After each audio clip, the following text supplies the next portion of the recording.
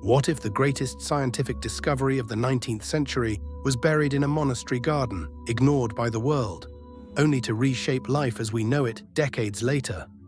Step into the quiet fields of Moravia, where a curious boy named Gregor Mendel began a journey that would unlock the secrets of life itself.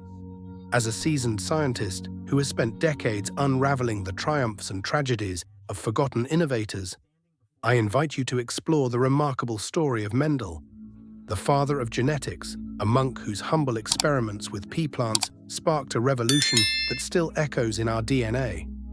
This is not just a tale of science, it's a saga of perseverance, patience, and the timeless quest to understand the patterns of life. As the sun rose over the rolling fields of Moravia, a story began to unfold that would ripple through time.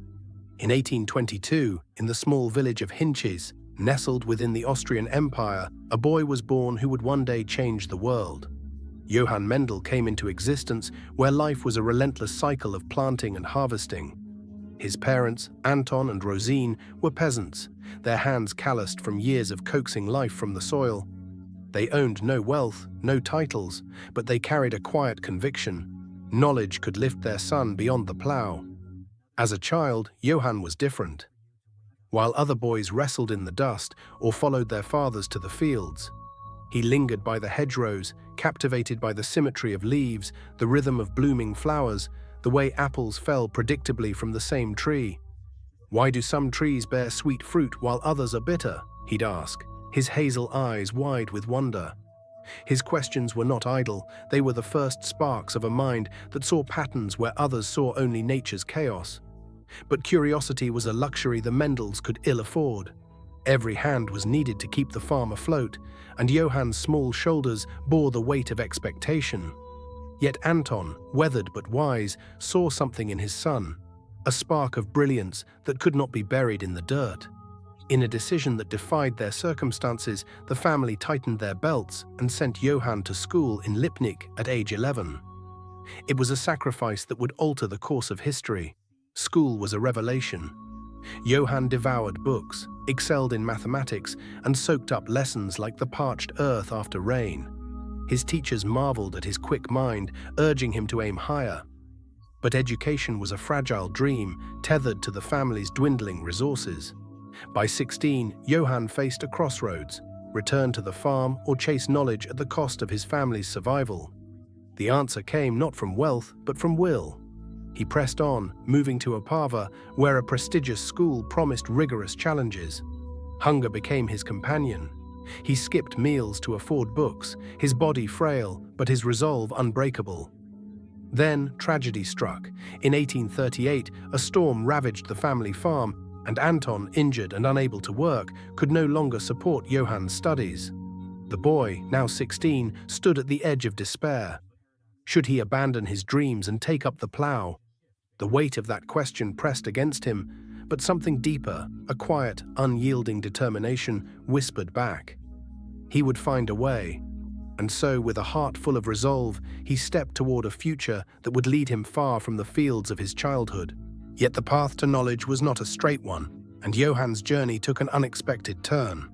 In 1843, as the fields of Moravia turned golden under the autumn sun, Johann Mendel made a choice that would redefine his life. At 21, weakened by years of struggle, he stood before the ancient stone walls of St. Thomas Abbey in Brno. The Augustinian monastery was no mere religious retreat. It was a beacon of intellectual pursuit, its library brimming with works on botany, mathematics, and philosophy. For a young man starving for knowledge, it was salvation. Mendel did not join the monastery out of divine calling. His faith was real but secondary. His true devotion was to the mysteries of the natural world. The abbey offered food, shelter, and, most precious of all, time to think.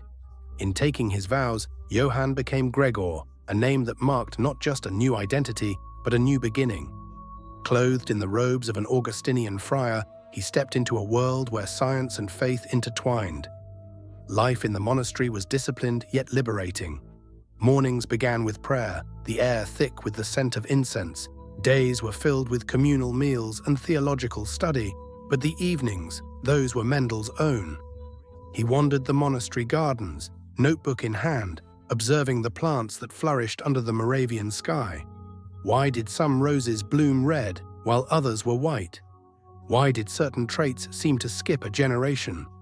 These questions, which had haunted him since childhood, found fertile ground in the abbey's quiet.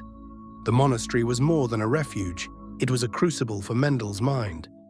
Its library introduced him to Aristotle's logic, Linnaeus's taxonomy, and the radical ideas of Charles Darwin, whose On the Origin of Species was stirring debate across Europe. His superiors, recognizing his intellect, encouraged his studies, but they also set expectations. Obedience, service, teaching. Mendel embraced his role as a teacher, guiding young minds with patience and clarity. Yet it was the garden, with its rows of humble plants, that called to him most. As I reflect on my years in science, I see Mendel's choice to enter the monastery as a pivotal moment, not unlike the decisions of other forgotten pioneers. Like Nikola Tesla, who toiled in obscurity to harness electricity, or Rosalind Franklin, whose X-ray images unlocked DNA's secrets, Mendel found a space to nurture his ideas. But unlike them, his work would remain unseen for decades, a seed buried too deep to sprout in his lifetime. Still, the monastery had given him the tools to dream, and those dreams were about to carry him to new heights. The quiet sanctuary of Brno was only the beginning, for the world beyond was calling. In 1851, the gates of Vienna opened to Gregor Mendel, now 29, a monk with a mind ablaze. The city was a cauldron of intellect, where emperors and scholars mingled, and science was rewriting the boundaries of the possible. Sent by the monastery to deepen his education, Mendel enrolled at the University of Vienna, stepping into a world that would transform him from a curious friar into a scientist of unparalleled precision. Vienna was no gentle teacher. The university's halls echoed with the voices of giants. Christian Doppler, whose work on waves explained the shifting pitch of a passing train. Franz Unger, a botanist who dared to speak of evolution before Darwin's theories took hold. Mendel sat in their lectures, his notebook filling with equations, diagrams, and questions. Physics taught him the power of measurement. Botany revealed the complexity of life. Mathematics offered a language to decode nature's patterns. But brilliance came at a cost. The academic rigor was relentless, and Mendel, a monk from a peasant family, felt the weight of his outsider status. Other students came from wealth, their paths smoothed by privilege. Mendel had only his determination, forged in years of hunger and sacrifice. There were nights when doubt crept in, when exhaustion threatened to break him. I've seen this in my own career, moments when the pursuit of truth feels like a solitary battle. Yet, like Ada Lovelace, who glimpsed the potential of computers a century before their time, Mendel pushed forward. Doppler's insistence on precision inspired Mendel to see science as a matter of numbers, not guesses. Unger's lectures on plant variation sparked a question: could inheritance be quantified? Mathematics became Mendel's lens, a tool to unravel the chaos of life. By 1853, when he returned to Brno, he was no longer the monk who had left. Vienna had sharpened his mind, given him the tools to ask not just why, but how. The stage was set for a discovery that would redefine biology, and the quiet garden in Brno was about to become the birthplace of a revolution. With Vienna's lessons etched into his soul, Mendel turned his gaze to the earth once more. The monastery garden in Brno was no grand laboratory, but to Gregor Mendel it was the center of the universe. In 1854, armed with the rigor of Vienna, he turned to the humble pea plant, Pisum sativum, not for its beauty, but for its simplicity. Its traits were clear, tall or short, yellow or green, smooth or wrinkled. Its growth was rapid, its reproduction controllable. To Mendel, it was the perfect canvas for a question that had haunted him since childhood. How do traits pass from one generation to the next? Mendel's experiments were a masterclass in patience. With a small brush, he delicately transferred pollen from one plant to another, controlling every cross. He covered flowers to prevent stray pollination, labeled each plant, and recorded every detail in notebooks that grew thick with data. This was no gardener's whim, this was science, methodical and unrelenting. Over 8 years, he cultivated tens of thousands of plants, each seed a potential answer. The results were astonishing. When Mendel crossed tall plants with short ones, the offspring were not a blend, but all tall. Yet, in the next generation, short plants reappeared, following a precise ratio, 3 tall to 1 short. The same pattern held for other traits, 3 yellow peas to 1 green, 3 smooth seeds to 1 wrinkled. Mendel saw what no one else had. Inheritance was not a chaotic blend, but a system governed by rules. He called them factors, invisible instructions passed from parent to child. As a scientist, I marvel at Mendel's foresight.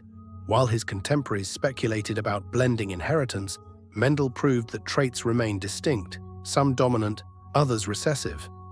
His ratios, 3 to 1, 9 to 3 to 3 to 1, were not just numbers, they were the first glimpse of genetics.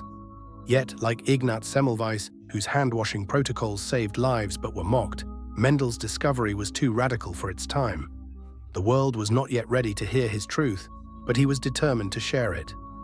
With his notebooks brimming with revelations, Mendel prepared to step into the spotlight. In February 1865, Gregor Mendel stood before the Brno Natural Science Society, a modest room filled with local scholars. His voice, steady but earnest, carried the weight of 8 years of labor. He spoke of pea plants, of ratios, of laws that governed inheritance with mathematical precision. He described his experiments, 28,000 plants, countless crosses, data that revealed a hidden order in life itself. The audience listened, some intrigued, others puzzled. When he finished, there were polite questions, then silence. Mendel had expected skepticism. Science thrives on debate, but he had not anticipated indifference. His ideas were too strange, too precise. The prevailing theory of blending inheritance, where traits mixed like paint, was deeply entrenched. A monk with no university pedigree, presenting numbers from a garden, was easily overlooked. In 1866, he published his findings in Experiments on Plant Hybridization, a paper sent to libraries and scientists across Europe. He hoped someone, perhaps Darwin himself, would see its value. But the world was distracted, consumed by Darwin's evolution and other grand debates. The silence was deafening. No letters arrived, no debates sparked. Even Darwin, whose theory of natural selection could have been bolstered by Mendel's laws, never read the paper that sat unread in his library. I've seen this pattern in science, discoveries like those of Barbara McClintock, whose jumping genes were ignored for decades, often languish when they challenged the status quo. By 1868, Mendel's life took a new turn. Elected abbot of St. Thomas Abbey, he was thrust into a world of administration and politics. The Austrian government's taxes and interference demanded his attention, pulling him from the garden. The pea plants bloomed without him, their secrets locked in his notebooks. By the time he died in 1884, at 61, his work was forgotten, his name unknown beyond Brno's walls. Yet even in silence, the seeds of his discovery waited, poised to sprout when the world was ready. Decades passed, but truth has a way of enduring. For 34 years, Mendel's paper gathered dust, a forgotten relic in obscure journals. The world moved on, wrestling with heredity's mysteries, unaware that the answers lay in a monk's garden. Then, in 1900, a spark ignited. 3 scientists, Hugo de Vries in the Netherlands, Karl Correns in Germany, and Erich von Chemack in Austria, independently stumbled upon the same patterns Mendel had seen. Searching old records, they found his 1866 paper and realized they had been scooped by a man long gone. The rediscovery was electric. Mendel's laws of segregation and independent assortment explained what no one else could. Traits did not blend, but followed predictable rules. Scientists dusted off his work, translated it, and spread it across the globe. William Bateson, a British biologist, championed Mendel, coining the term genetics to describe the new field. By 1902, Mendel's name was no longer a whisper, but a rallying cry. The implications were profound. Mendel's laws filled the gaps in Darwin's theory, explaining how variations persisted in populations. The modern synthesis of the 1930s united evolution and genetics, with scientists like Ronald Fisher and J.B.S. Haldane using Mendel's ratios to model natural selection. Chromosomes, discovered in the early 1900s, were found to carry Mendel's factors, later called genes. His garden had birthed a science that would redefine life. As a scientist, I see Mendel's rediscovery as a humbling reminder. Science is not always linear. Truths can lie dormant, waiting for the right moment. Like Alan Turing's early computing ideas ignored until the digital age, Mendel's work needed time to bloom. And when it did, it transformed the world in ways even he could not have imagined. From the ashes of obscurity, Mendel's legacy grew into a towering force. In 1953, when James Watson and Francis Crick unveiled DNA's double helix, they stood on Mendel's shoulders. His factors were no longer abstract, they were sequences of nucleotides, the code of life. The Human Genome Project, completed in 2003, mapped every human gene, revealing diseases and traits governed by Mendel's laws. Today, CRISPR allows scientists to edit genes with precision, curing disorders and engineering crops GU crops, all tracing back to a monk's pea plants. Mendel's legacy is not just scientific, it's human. He was no prodigy, no noble. He was a man who saw order in chaos, who asked questions no one else dared, who persisted despite silence. His story mirrors others I've studied. Scientists like George Washington Carver, whose agricultural innovations were overshadowed by prejudice, or Lisa Meitner, whose role in nuclear fission was eclipsed. Yet, like them, Mendel's truth endured. As I close this tale, I see Mendel's garden as a metaphor for science itself, a place where small seeds, planted with care, can grow into revolutions. His life reminds us that discovery is not about fame, but about asking, observing, and trusting the data. In a world rushing toward genetic engineering and synthetic biology, Mendel's quiet persistence is a beacon, urging us to seek truth even when it lies hidden. If you enjoyed this story, hit the like button